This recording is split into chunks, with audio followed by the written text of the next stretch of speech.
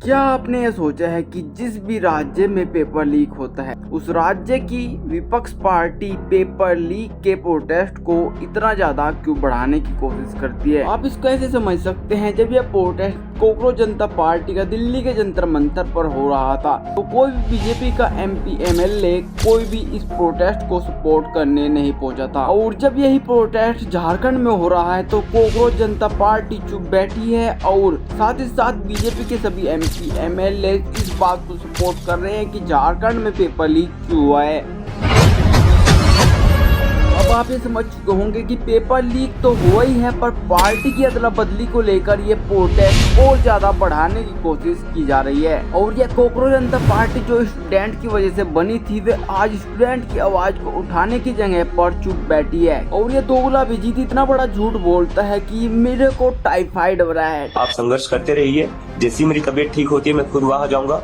अभी क्योंकि मुझे टाइफाइड हो रखा है तो इसलिए मैं ट्रैवल नहीं कर पा रहा हूँ। अब आप इस तस्वीर को ध्यान से देखिए जिसमें कि अभिजीत के हाथ में कोक दिख रही है और ये इसको पी भी रहा है। इससे ये पता लगता है कि अभिजीत को कोई भी टाइफाइड नहीं हुआ है। यह सिर्फ आवाज स्टूडेंट की उन्हीं जगह पर उठाएगा जहाँ पर आम आदमी पार्टी की सरकार या कांग्रेस की सरकार नहीं होगी। और आप इस व्यक्ति को जानते होंगे जो कि झारखंड के CM हेमंत सोरेन हैं। जब दिल्ली में नीट प्रोटेस्ट हो रहा था तो ये झाती चोरी कर सामने आकर ये बात कह रहे थे कि नीट में पेपर लीक क्यों हो रहा है।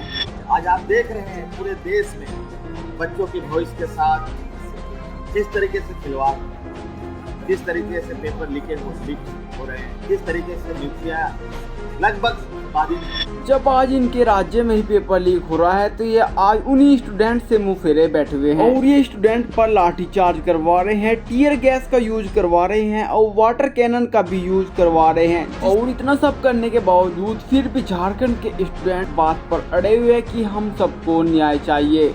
और ये दोगली कांग्रेस पार्टी जो कि अपने आप को स्टूडेंट्स का मसीहा बताती है, और इस पार्टी के मसीहा मिस्टर पप्पू जी का झारखंड प्रोटेस्ट पर ये बड़ा बयान सामने आया था। पीसफुल जब तक प्रोटेस्ट हो रहा है तब उस प्रोटेस्ट को हिंसा से अटैक करना उसके खिलाफ है। क्या आपको लगता है कि जब तक कोई स्टूडेंट शांतिपूर्वक प्रोटेस्ट करता रहेगा कोई भी सरकार उनकी बातों को सुनेगी? और आज खुद झारखंड के स्टूडेंट इस बात को कह रहे हैं कि गांधीवादी विचारधारा से कुछ नहीं होता। जब तक आप खुद हाथों में लाठी नहीं उठा लेते तब तक सरकार आपकी बातों को नहीं सुनने वाली है। वैसा टोपी न पहनेगा, वैसे पहनेगा भगत सिंह वाला, अब ऐसे पहनेंगे।